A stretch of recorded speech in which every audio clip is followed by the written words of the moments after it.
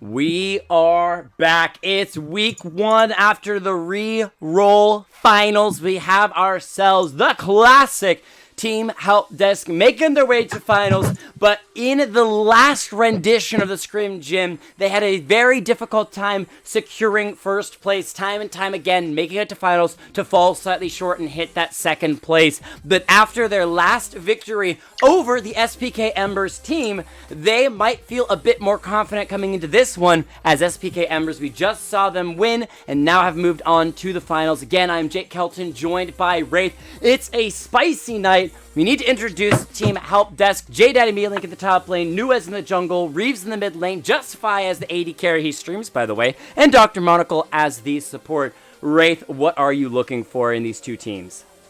In these two teams? Well, I mean, we've seen these teams multiple times in the past. Help Desk being victorious very recently for probably the first time in a while, but we've got... I'm expecting Reeves to obviously play a control mage in the mid lane, and we've seen this time and time again that Help Desk manages to get their advantages mostly from intelligent shot calling, and less so from individual outplays. While that does actually happen inside of their play style, it's more their map movement that gives them the advantage. However, in the last game, we saw the collapse potential from Embers, which was what gave them in the end, the advantage and the victory, despite the fact that there was a little bit of question mark at the beginning of their game as to who was going to come out on top. Embers, using their superior roam potential, or their superior timing with their roams. Whenever they would see a fight, all the members would collapse on it, whereas the opposite team would not, and they just bring more members to the fight. So I'm wondering which one's going to win, intelligent rotation or fanatical roaming. So with the collapsing and with the roaming, Embers once again need to give themselves a team fight. They could still give themselves a 4-1 combo by having a split in the top lane. I have a feeling that while Sorizel is an incredibly good Aatrox, it most likely will not be first pick, or at least first rotation pick this game. They want to save him something when it comes to the final pick and ban of this pick and ban phase, and so I'm expecting to see more likely their jungle, maybe a J4 coming back through, and maybe a mid laner being picked up in the first rotation. They did respectfully ban that Anivia against Lord Reeves. It's just a classic ban you gotta take away. The Karthus coming through, though, is a little bit of a surprise. Yeah, I'm wondering, does Reeves play Karthus? Don't know. He's picked it up recently. Yeah, but Reeves in the mid lane, the Anivia, very dominant pick, and always has been for him. Anivia and Karthus kind of play a little bit similarly, not quite as much, as Anivia revolves more around forcing your opponents into a situation where they don't want to be, using the ultimate to create a zone of control, and then using the wall to kind of manipulate them to either walk through it, and then the stun to keep them in it, and kind of you're less playing, when you're playing Anivia and most control mages like that, you're less playing against the enemy champions, and you're more playing with the terrain. It's like, where can I make them walk here, and what do I have to close off to do that? The Rakan picked up immediately this time, and I'm anticipating Xayah.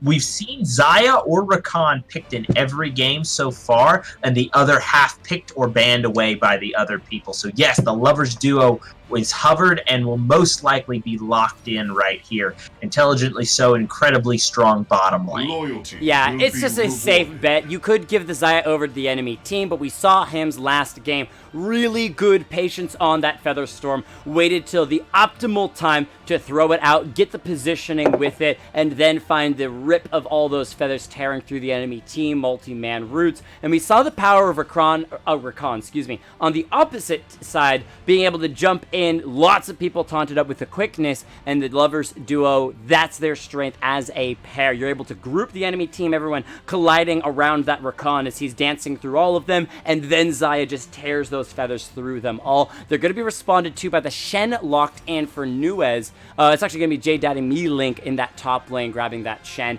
I like the response because when a team like Embers hard collapses, Shen is able to respond just as fast with that ultimate. Is it a Kali jungle? Does Reeves play a Kali? Huh. Or is it River Shen? Is it the River Shen? I do Might not be. know. Well, I do have to say, we'll see. A huge thank you to Thresh Prince for subbing at Tier 1 3 months in a row. Yeet, he says. Yeet, McGeet, indeed. Thank you so much, sir, for that. Really, really appreciate your support of the channel as we continue to grow. And hopefully you're seeing good things out of these two teams when it comes to the picks and bans as we move on to the second ban phase. Bot lane has been grabbed and jungle from the side of Embers, which means they can pinch top lane. Well, excuse me, they want to pinch mid lane. What? Hold on. I guess Sylas is considered more of a jungle, so they're kind of banning against the Sejuani. You pick the Sejuani, you can't give the enemy team Sylas because he'll just steal the Sejuani ultimate and use it against you. Yeah, exactly. Sylas, it's always a determination of which ultimate to steal. Like Xayah's ultimate is actually terrible to steal the Sylas because you can't pull the feathers back. Similarly, there are a few others like Vel'Koz's ultimate. You're like, I could get this full team wipe, but if you don't have Vel'Koz's passive to go with Vel'Koz's ult, it actually doesn't do that much damage. It's kind of pathetic to watch him just shoot off this laser, and you're like, I'm killing everyone. Actually, you did like. I'm tickling everyone. Yeah, you are all coated in purple. And that's it. Malzahar taken away, another one of Lord Reeve's favorite champions. Now, he could still roll the Veigar, which is something we've seen him play a whole bunch before. He's also played Vel'Koz, Xerath. He could play almost any champion in that mid lane. But we are questioning whether or not it's Akali in that mid lane, or is it potentially Shen top lane, Akali top lane, Shen jungle. There's a lot of questions still up in the air when it comes to Team Help Desk. Last possibility, Dr. Monocle is running Shen as support with this Caitlyn in the bottom lane. That's definitely possible, and what I would prefer to see, I'd be kind of nervous to see Reeves on an assassin. It would be an adventure, let's say. Adventure into the unknown. Yeah, and it is going to be the counter pick given over to the mid laner here. Yarg holding on to that pick, and they're going to be directing it there. So trying to see where the Shen goes, because it could be jungle, it could be support. Heck, maybe Reeves is taking Shen mid. There's a lot of options still up in the air. Urgot, not a common pick these days. He did get that net nerf bat pretty hard many patches ago. So he still can go into the top lane. His ultimate, very nice for locking down high mobility champions like the Akali or like Caitlyn. You just get enough damage from the Xayah to drop her within the execute threshold. Urgot pulls her back in, consumes her. Good times. Talia locked in, most likely in that mid lane for Lord Reeves, as Dr. Monocle will lock in the Kayn, given over to Nuez in the jungle. Yeah, so it's going to be Kayn, Shen most likely going into that support role, and then Akali top lane is probably, because Akali support honestly just sounds terrible. It could be Talia support. We've seen it out of Cody time and time again. We have. That doesn't mean it's good. Dang it, I wish Cody was on right now so he could hear me flame him. Come on, flame is a little bit of fun. Just a touch. It's like a spark. Okay, we don't flame here at XLNC. We spark up the stream. Just a little bit. Actually had one of my professors 2 days ago. I was just sitting there listening to a demonstration by another professor. One of my professors pulled out a lighter and just like lit my arm hair on fire real briefly. I was like, now, what did you just do? For the rest of the Twitch stream viewers, keep in mind, Wraith is a blacksmith. He is used to being on fire, so getting a little arm hair burned is not the end of the world for him, but yeah, a little bit surprising. Yeah, it was more of a, really? Really? I was You have to regrowing do that that. patch of hair. Regrowing for the last time that it got singed off. Well, Echo being locked in, not singed for the mid lane of SPK Embers. Sleepily grabbing that. Hopefully he won't sleep on his skills with this Echo. As a high mobile champion, good for collapsing, insane damage in the late game. And you always have that option with that ultimate to jump right back into a team fight if things start to get a little bit hairy and you're exiting out. So some good mobility from Embers. Again, collapsing is her favorite thing. Good split push with the Urgot in the top lane. We've seen a similar composition in the last game. So let's talk about Team Help Desk. What have they got? Because they are a little bit all over the place. Right now, let's take a look. Help Desk. You've got Talia for the roam potential. Kane also for a strong gank. Akali in the top lane is a little bit of a question mark. I don't think it does very well against Urgot. That's just my initial. I don't know the matchup particularly, but it just sounds like Urgot would win that one out fairly handedly. I like the Sejuani a lot better than the Kayn, to be honest. We saw the power of Sejuani in the last game. Meanwhile, like Talia's a good pick here, just because it can affect both side lanes as well. Caitlyn, that's actually a really tough lane to call. The Xayah Rakan has advantage in the all-in, and it's a substantial advantage in the all-in. However, that can be negated by Shen's Spirit Refuge.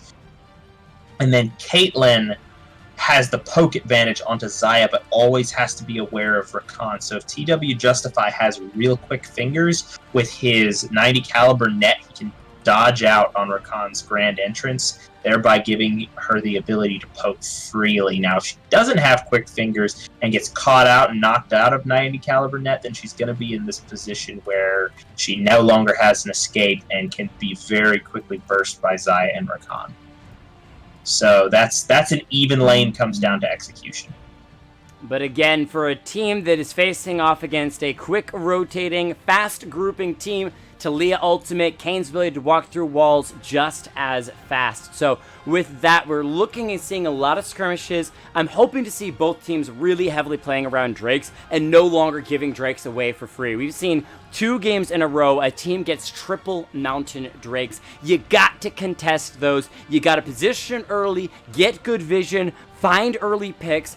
Don't simply give those leads away.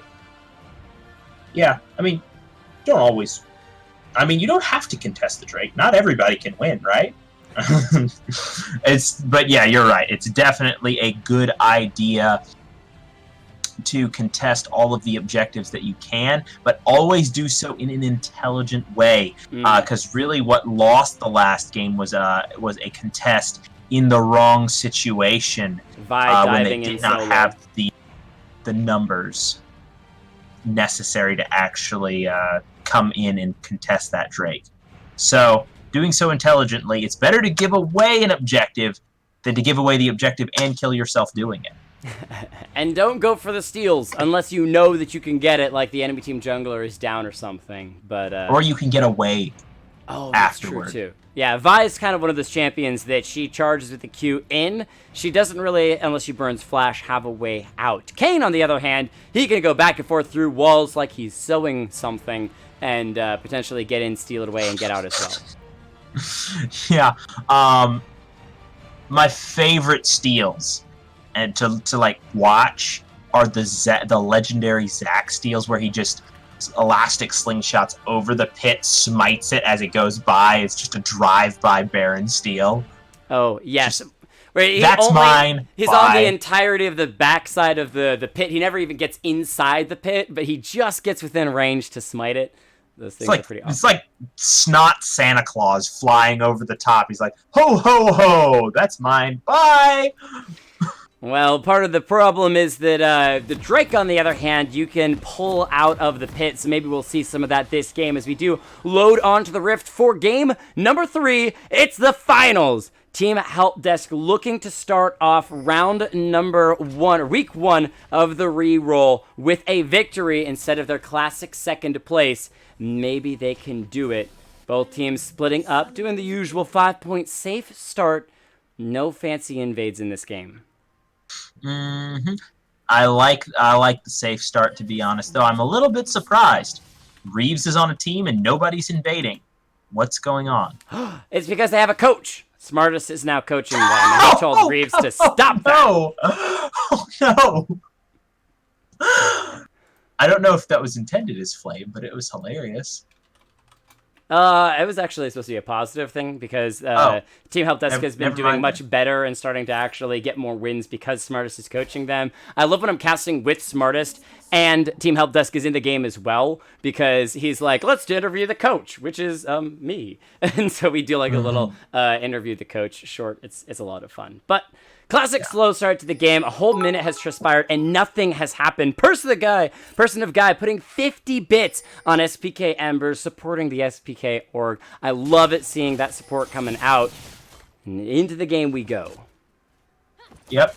Meanwhile, mid lane starting just some wave clear at the moment as the waves clash in bot side. It's really going to be the race for level 2. And TW Justify being that ranged Caitlyn with the Piltover Peacemaker has a little bit of an advantage in that sort of a fight. But the Zion Rakan moving up to the wave early, as well as Rakan autoing the wave, gives the advantage over to Zion Rakan in terms of that early aggression. And if they hit level 2 first, that's a heavy engage they can do. And it's definitely possible for that early game kill. And it is going to be level 2 going over to the Zion Rakan now. Zion Rakan with the level 2, immediately forcing Team Help Desk bottom lane to back away as they only had that level 1. So they're going to play a bit more patiently until they hit level 2 as well. Shen, one of those champions that really wants to hit 2, maybe even 3 before trying anything fancy with that taunt. And going to be a little bit slow in the early game, but as he gets tankier, his ability to just dash in, find those taunts, especially onto that Xayah, maybe being able to burst her down before she's actually able to get the Feather Storm off, could be their plan to kind of counter this Lovers duo in the bottom lane. Yeah, the Spirit's Refuge does a huge bit of work in order to counteract the amount of damage that can be put out by the Lovers duo at the moment. Hold on, we've got a little bit of an engage from Sir Razel, but I don't know who wins this overall. Looks like Akali's doing some pretty nice work. Fairly even trade, a little bit of a positive to the Akali there. But taking a tab and looking at it, it looks like Urgot is burning a couple of stacks of corrupting pots, so he's going to come out of that a little bit more positive, whereas the Doran Shield will take a little bit longer for to restore all of the health that was lost in that trade.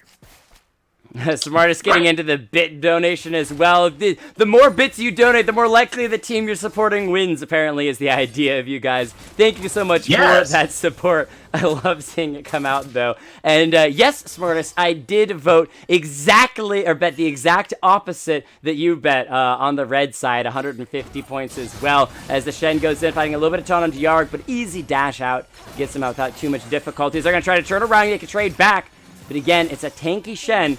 Only takes a bit of poke damage, and Yard actually loses out on that trade. Bit of play here in that mid lane. Lord Reeves is going to take that third shot. He's able to dash away, still gets chunked down. Oh, a great seismic shove. Throws the Sejuani under the turret. Forced to burn the flash. I don't jungle. Now heading back out, hitting that recall tab. Nice from Lord Reeves on the Talia. Yeah. At least trading flash here for flash. from Nuez in the top lane. Oh, Razel's gone down. He even burned flash, but a good positioning by the Kane coming around the side. May have even been seen on a ward, but too late for the Urgot to get out. First blood to Team Help Desk. Yeah, and getting that Akali online fast is really important because Urgot's going to get tanky. However, Akali, when you're dealing with a burst damage sort of champion versus a more tanky champion, it's kind of like the classic arms race between armor. and guns, it's like, if the gun can punch through the armor, that's great. And then the gun is effective. But if the gun can't get through the armor, then it's entirely useless. So right now, Kali, being the gun in this situation, getting that advantage for herself is pretty important. So props to Nuez in that top lane. The pressure in the bottom lane from Team Help Desk, shoving the members of Embers underneath the turret. Caitlyn can do this because of her range and her just power in the early game. She also got those small buffs to her AD, just making her hits that much harder. So they are just going to be playing a bit safe for the Rakan and Xayah at the moment. CS is still even between the two, though, so not expecting a whole lot of craziness unless Shen or Rakan find a perfect engage without those junglers. Most likely we'll just wait till they get their first items and then hit the recall. Taking a look down bot side, yeah, it's still about even, but yeah, it looks like Caitlyn's going to back for a BF sword real quick. What I'd like to see is Xayah and Rakan to make use of the Lover's Recall animation where they can Rakan can start the animation. Early Infernal Drake from Embers. They wanted the Infernal Drake so they can burn a little bit more. The Kayn is actually recalling in the meantime. No vision by Team Help Desk to see this is happening. This is a super early 6.5 minute Infernal Drake grabbed by Embers. Yeah, and a big chunk onto Lord Reeves with the Talia right there. So that Infernal Drake, that's going to be a big deal. They've got some heavy damage dealers. Urgot even really likes the Infernal Drake, but Echo, any burst damage or sustained damage type champion just loves Infernal Drake so much. Him's out of mana. Now, the thing they did sacrifice for that is that Hims is going to have to take a terrible back here.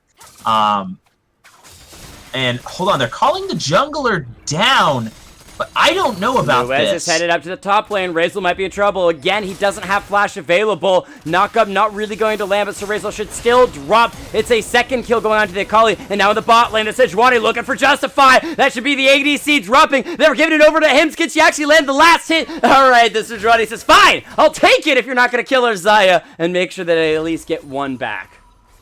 Yeah. And that does kind of take away the disadvantage that they had incurred by going for that Infernal Drake.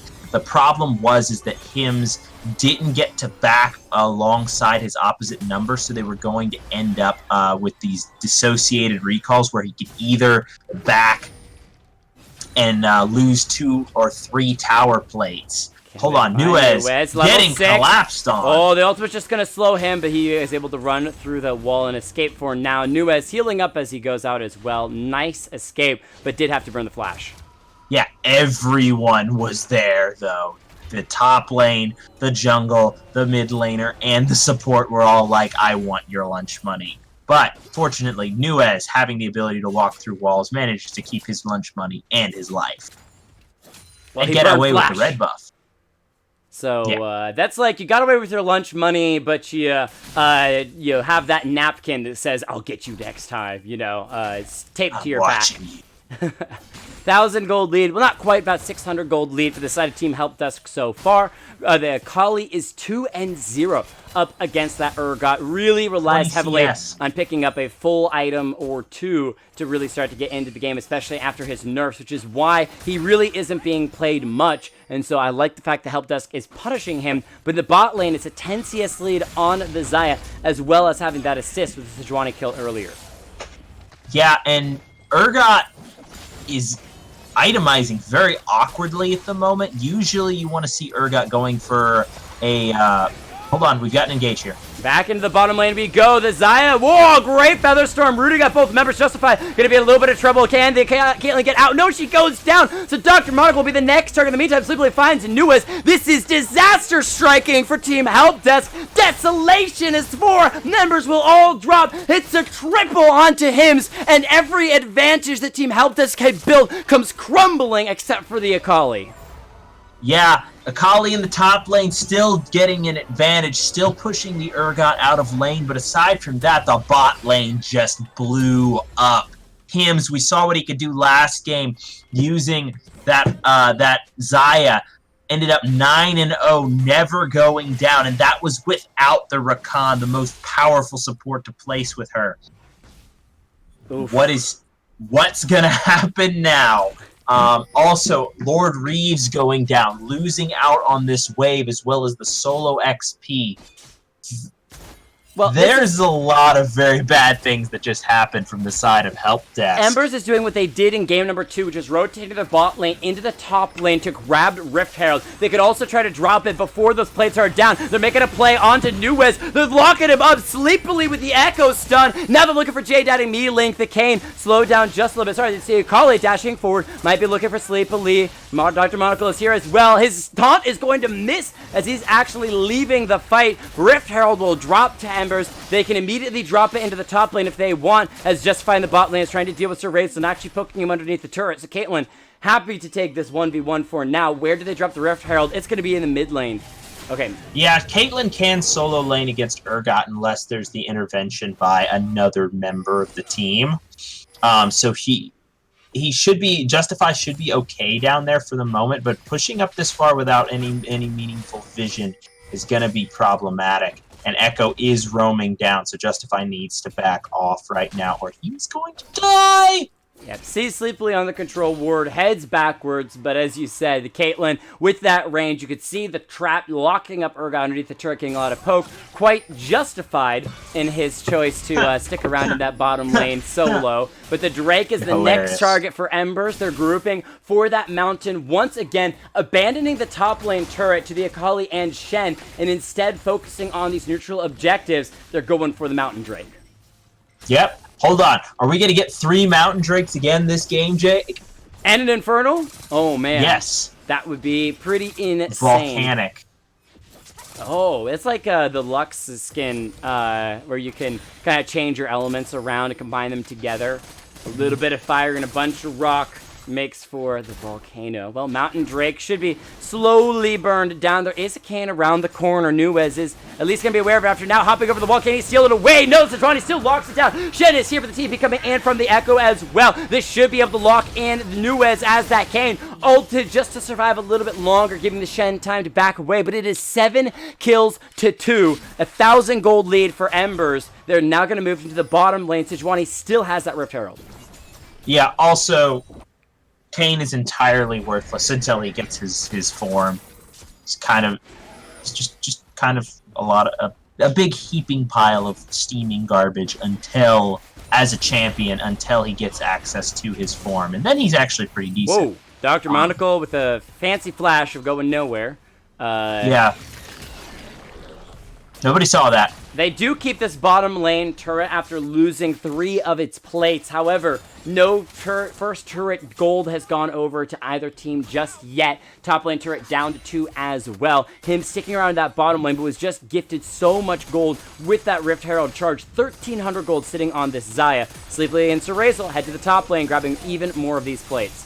Yeah, these rotations are so Leah Weaver's wall, locking them in, though. They're going to be in trouble underneath the turret. Sleepily hops over the wall. Nuez is going to be locking down this Urgot. Can he flash over the wall? He does it. Nuez going to immediately follow as well. The Echo, can he turn this fight around? Raze is in trouble. Raze will drop as the Shen comes in as well. Sleepily ulting backwards, trying to finish off Nuez, but he's knocked up. Nuez is inside the wall. Sleepily has to flash, but he's still going to drop. And 2 members go down for 1. Nuez gets finished off by Sejuani, who collapses in time. But it's all given time to the Xayah Hims to pick up those last 2 plates in the bottom lane. The turret goes down. First turret gold to SPK Embers. Yeah, 610 gold solo. Not counting plates. Just for the first turret dropping there. Huge amount of money. The turret dropping lower and lower. Dr. Monocle going golden with the stopwatch for a moment, but the turret falls. Sejuani and Rakan both able to get out alive. Yeah, they trade turrets on the top side, but unfortunately that gold is going to be diffused over multiple members, where Xayah gets it all in one concentrated chunk. And she is stacked going into this mid-game. 4-0, all the plates, big CS lead. This Xayah is a monster. Essence Reaver plus another BF sword as well. She will hurt when she hits. The Echo's completed his proto belt as well, so Embers is primed and ready to fight. As you can see for Team Help Desk, only really that Akali has a completed Gunblade, still tier 1 boots. And so they would be at a risk trying to fight over any of the neutral objectives. Speaking of, a second Mountain Drake is up on the table in about 2 minutes' time. Sleepily facing off against J Daddy Me, Link solo in the bot lane. Those 5-point strikes hurting Sleepily a lot, so he gets the speed boost and backs away. Yeah, Echo's like, wait, I want this fight. Well, okay, maybe I don't want this fight, and backs off wisely. Probably would have gone down if he'd hung around for one more small trade there. The perfect execution was not committed as it was used in the last fight. However, I'm expecting J Daddy Me Link to be holding. Oh! Hold on, he gets stunned. But Sleepily dashes to the cannon minion instead. A small misclick, didn't get that burst damage he was hoping for on the Akali. Even so, she forced her to back away. Now Yar coming into that mid lane. The Rakan looking for the quickness, only going to lock up Dr. Monocle for a moment. And I don't jungle, forced to flash away from underneath that turret. Urgot's coming in, going to 1v1 Nuez for a moment. Serazel doesn't have hardly any damage at all, but he is a bit tanky. He's carrying Nuez into the fight, but it's a Dr. Monocle taunting him that will take him down. And Lord Reeves coming in time to actually pick up the kill. Sleepily now showing up here in the mid lane. Didn't have teleports, so he had to run all the way here in the mid, but it is a 5v4 fight potentially for this turret in the mid lane.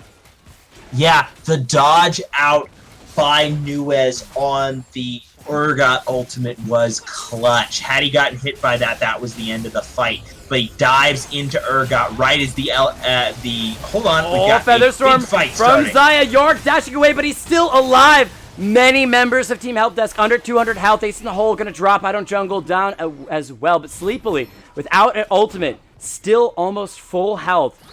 Maybe hoping to jump back in. Serazel TPing into the backside of the fight, looking for the Akali. Gets the toss back, locking J Daddy down for a moment. She's in the shroud, but no one's there to actually get vision. Takes the ultimate out and uses the Shen ult as well. So many ults burn on Team Help Desk, but they get everyone out alive. Yeah. And all in all, that's a positive trade for Team Help Desk. Gets them fairly close in gold. They're only down about 1,000, a little bit more, 1,000 and some change. And that's the thing is that doesn't mean a ton. Nuez just chilling out in enemy territory. It's going to be another Drake going over, though. Embers, it's another mountain. Are we going to get the 3-mountain dream? Let's do it. 3 for 3. Come on now. Unfortunately, for I don't jungle, walking past the control ward. Whoa, Hibs! Hold on. Ult? Singing, no ult available. Singing their the enemy team's. Okay. That's a big shutdown on her too. So gonna have to be careful. 500 gold on the 80 carry for the side of Ember. Putting that into Caitlyn's pockets could do a lot to even the playing field.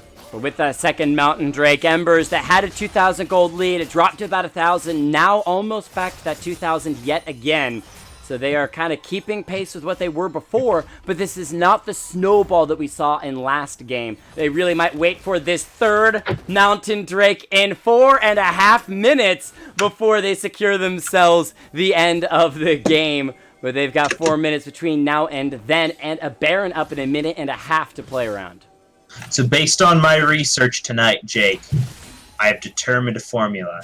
I've got it. If Embers gets this Mountain Drake, they win the game. If they don't, they lose. It's all on this last mountain. Well, Sleepily in trouble. He even uses the Proto Belt to try to get to the turret. He's taunted up, but can he actually make the great escape? He's got the ult available. Doesn't need to use it. Just going to drink some potions and heal up under the turret. Wisely not going under the turret, despite the fact that looked like it was going fairly well to start with. Diving Echo when he has ultimate up is pointless and just ends up in both of you dying.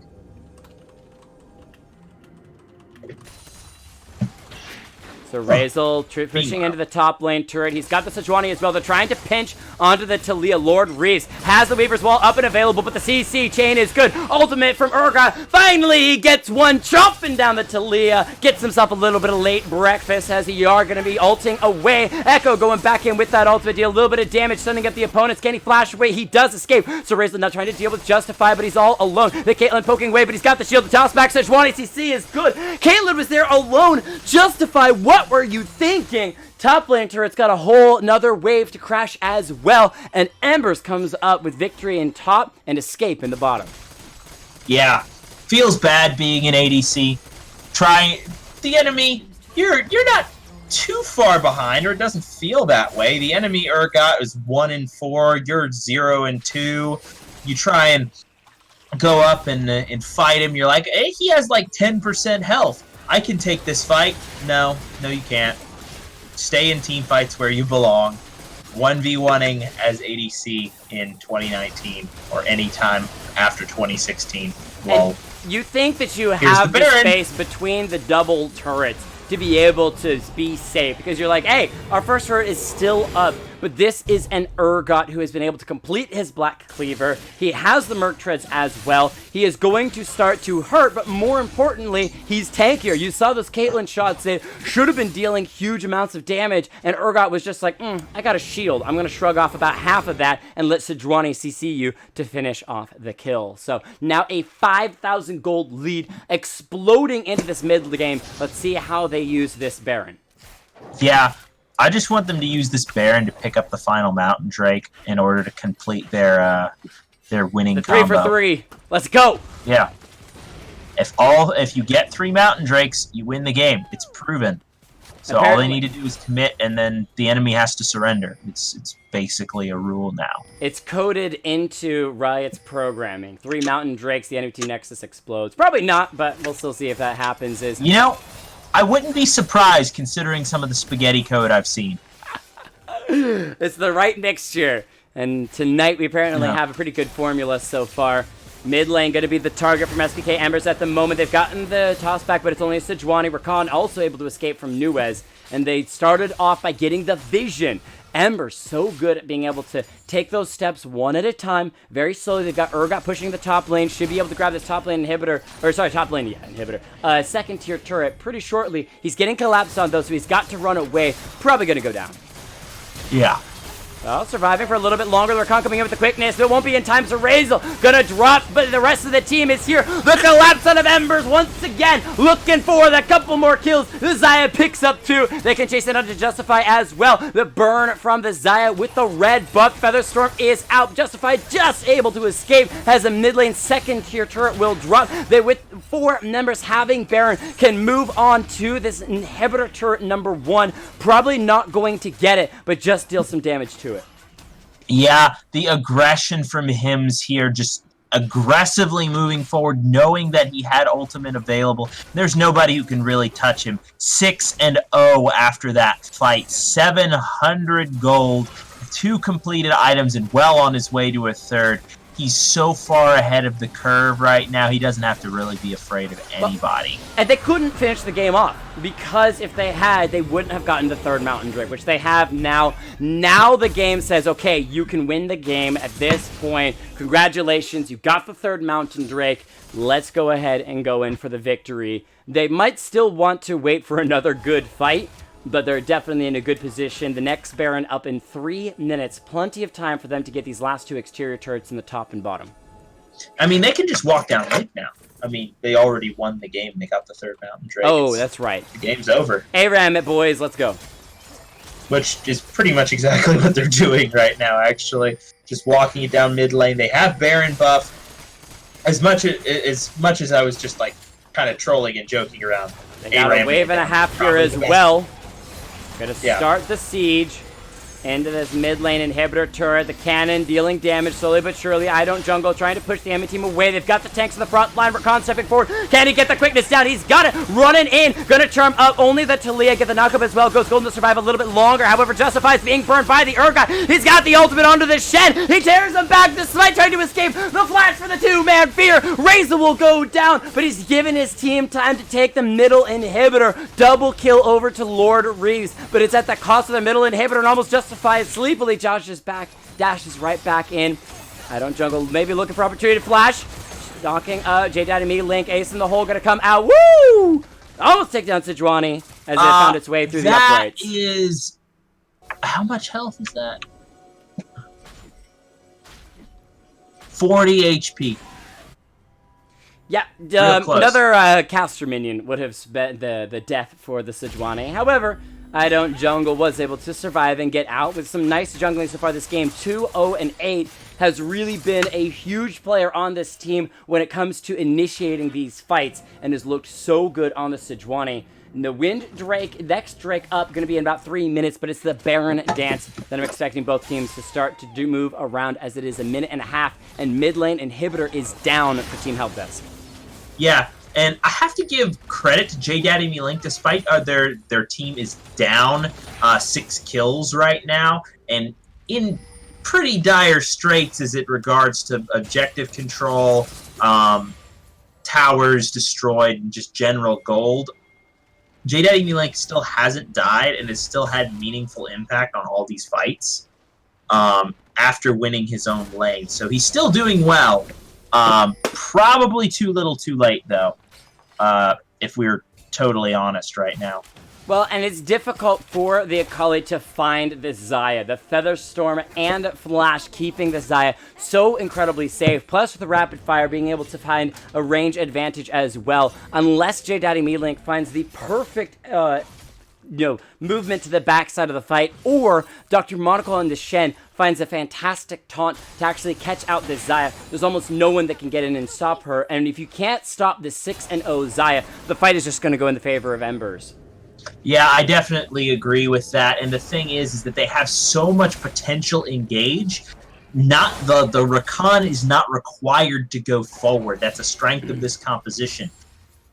The Rakan is in a flexible situation because Sejuani is going to be the one doing the primary initiating, whereas the Sejuani can, or rather the Rakan, can move backwards and protect his ADC if they're fed assassins. Oh, a nice quickness to charm up the Kayn before he can get in to try to steal away the Baron. Baron will go down in favor of Embers. They're chasing out J Daddy Me Link. In the meantime, Urgot pushing forward onto the Talia in the bot lane. J Daddy Me Link hopping over the wall, and this should be Embers for the final push, looking to end the game through this mid lane.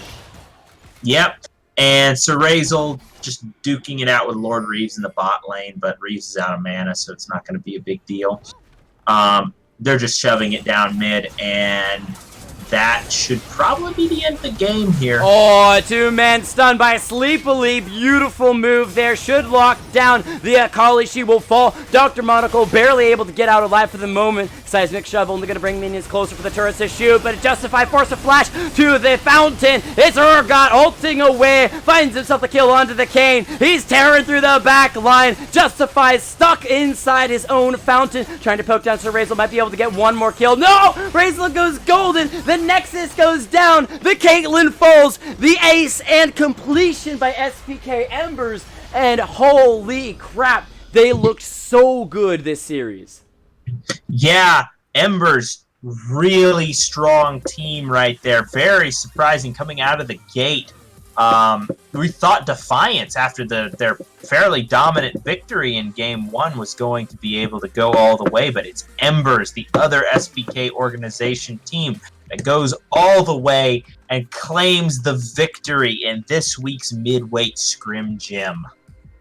Beautiful, beautiful stuff. And Team Help Desk, they definitely did not just roll over and die. They had some really, really good stuff in the early game, especially that Akali in the top lane, J Daddy Me Link doing really good work up there. First death happened at the very, very end of the game. Lord Reeves with some good damage as well. But really, to me, if you looked at the difference between Justify and Hims, that spelled the difference throughout this game. Almost 100 CS difference. The gold is 7,000 gold difference between those two members. Justify just could not get into that game. And when you're down a Caitlyn ADC who you're relying so much for damage, you just lose those fights. Yeah, and it was really that early game fight where Hims ended up getting those three kills. He got that early triple kill, and that just spelled the end of the game, really, because Hims, we saw it in last game, and we saw it in this game. This is an incredibly dominant Xayah player, and I might have to ask you for some tips on my Xayah, to be honest. No, but incredibly dominant on this champion, and Yarg really doing a clean job of supporting and enabling his AD carry. 0, 1, and 16 only died one time, despite all of those incredibly ambitious engages that he was pulling off. Mm-hmm. Good sense of when to peel and when not, and when to engage as well. all in all, very strong support, very strong team, and also casually sleepily 6-1 in a lane against Reeves. Not an easy thing to do. So definitely not in his Talia. Maybe not as strong as the Anivia or Vigar, but and then last but not least, I got to give huge credit over to Yarg. This support Rakan 0, 1, and 16. Fantastic game by him, and good patience on those engages with the quickness. Yep, definitely. All right, well, we are, I think, going to be going over, if they want to, SPK Embers. Feel free to jump into the general chat on the XLNC Discord, and we'll pull you in for a little bit of an interview, post-game interview, if you would like. And we'll chat with you all about this victory in our re-rolled game, or week 1 in this Midweight Scrim gym. We'll give them just a minute to jump into the general chat and see if they're going to do that.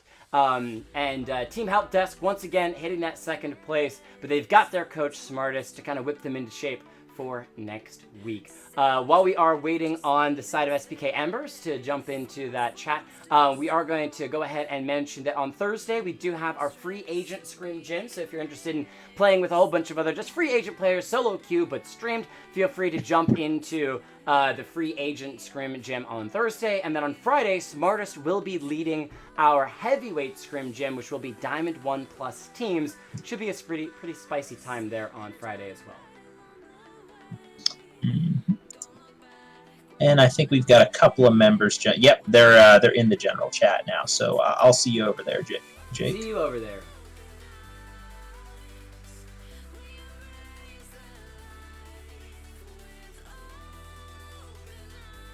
Hello, SPK Embers. Oh, you're all silenced because none of you have the. Okay, well, you know what? Screw this. Let's fix this real quick. That would have been a Hello, everyone. Now you're not muted. Welcome, SPK Embers, and congratulations on your victory. It's week 1. We've never done Scrim gyms before. This is a new thing. How did you guys feel having never played in a Scrim gym before? I mean, this is week 1, guys. Felt pretty good today. I gotta say, we took a week break, so we actually haven't played games for it's like a week and a half together. So our first game back was actually the first game today, and it actually felt pretty good. Like, the break helped us out a little bit. Also, Ryan, our team captain, he highlighted some macro plays that LS was talking about on his stream. Like, he clipped them, and we went over them as a team and tried to implement them in our game. And it actually worked all 3 games in a row and got us advantage. Why are you exposing your strats? Wait, no, we didn't tell him what it was. Go on. Yeah, he didn't say what it was. He simply said that there was something. So basically what you're saying is get a good coach is what I'm saying. Yeah. Okay. Honestly, you can't counter it, because if Dude, they stop put their talking. bot lane to top... Stop. Okay, right. We also got so lucky. We're not going to Mountain go Dragons into every single game. we're not going to go into too many details, but I did want to ask about the Mountain Drakes. Was that for you guys something that was just lucky, or did that factor into your overall game strategy when it came to controlling neutral objectives, something that we saw you do so well by bringing your bot lane to that top lane to grab the Rift Herald, make those trades, even sacrificing some turret plates to make sure you got those neutral objectives? Yeah, we were more going for the gold, but then some of the Baron plays that we made were because we got lucky with the Mountain Drakes.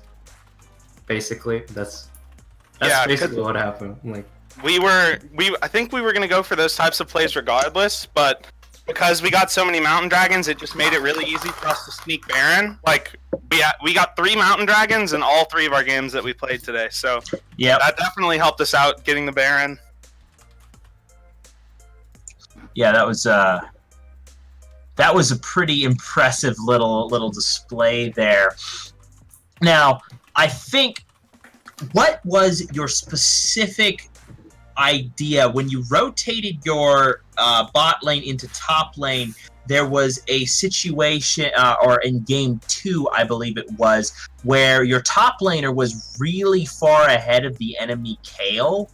Why did you choose to interrupt the winning lanes that you had in both sides and end up doing that switch? What was the macro decision there? It's just easier for bot lane to get plates if we force the duo lane into the solo lane. Even though both the lanes were winning, we kind of just wanted to get the plates off as fast as possible. That's fair. And yeah, that was. Did the Rift Herald, the presence of Rift Herald in your inventory have anything to do with that, or would you have done it? Definitely. That was the only reason, actually. But yeah. Gotcha. Yeah. All right, well, you guys give yourselves a lot of champions that collapse super quickly. You seem to enjoy taking those fights and actually finding yourself a lot of victories. When it comes to those kind of crazier 5v5 fights, especially around neutral objectives, do you have one strong voice that is the shot caller that's making those kind of calls on which target selection to back up, to move forward, those sorts of things? Or is it just as players individually, you have the mechanical skill to make those decisions? So we have a shot caller. Our main shot caller is Zach, our jungler. I don't jungle, but the way that we play the fights is usually talked about as a team beforehand. So we'll be talking about, like, in the last game, for example, Sejuani can engage the fights, and I don't really need to, like, Azra Khan, I don't need to commit myself to engaging. So we just talked about that for a little bit and realized that I should be just focusing on peeling Akali off of Zaya in those types of fights. So we definitely have, like, one strong shot caller in Zach, but everyone else communicates a lot about how we're going to play fights, how we're going to play objectives and stuff like that. But when it comes to, like, turning the gas on and going for a fight, usually if Zach says go, we just go for it. So now, correct me. Oh, go ahead, Wraith. You asked this. No, I was just going to say that sounds like a very intelligent way of handling it. It can often get confusing. I've been on teams that have multiple, like, 3 people trying to shot call at the same time, and that can always get very confusing. So it sounds like you guys have a good handle on what you're doing with your team. Thank you. So, correct me if I'm wrong, but you guys were able to pull 3 victories in the previous rendition of the Scrim Gym, but I don't believe it was 3 in a row. Is that correct? Yes, I think it was 2 in a row. Yeah, 2 in a row. Then there was a week that you didn't win first, and then you won again. So it's kind of like 3 wins in 4 weeks. Is this the SPK Embers that's going to actually make the three-peat happen? I mean, we're going to try our best, but we've definitely been playing better today. Like I said, we just came off of a break, so hopefully if scrims continue to go well, we can keep getting these dubs. I like it. Well, congratulations again. Week 1 of the reroll. You guys have locked yourselves in as champions. Look forward to seeing you guys back again next week. And thank you for participating. It's an absolute pleasure and a blast to watch you guys play. Thank you. I love your casting, Jake. You're really good. Just wanted to throw that out there. Have a great night, guys. You too. Thanks. And with that, as we get Nightfall League rating with 24, usually it's the opposite. Welcome, everyone. We are wrapping up the end of our Scrim Gym. You can actually see the bracket. SPK Embers coming out with the victory. We re-rolled our style of games, and so we're starting off with a fresh week 1. Unfortunately, this is coming in as per usual. We raid you when you're ending. You raid us when we are ending. But still glad to have you all. Welcome to XLNC.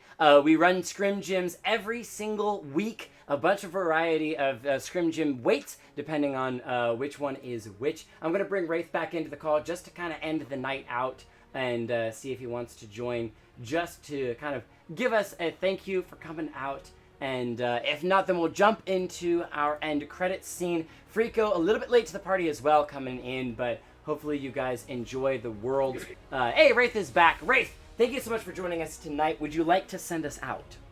Yeah. Thank you, everybody, for showing up and watching this week's Midweight Scrim Gym. We'll see you next week. Same time, same place. And we'll also see you Thursday for the free agent. And probably Friday for the heavyweight. That too. Thank you, Ray. All right.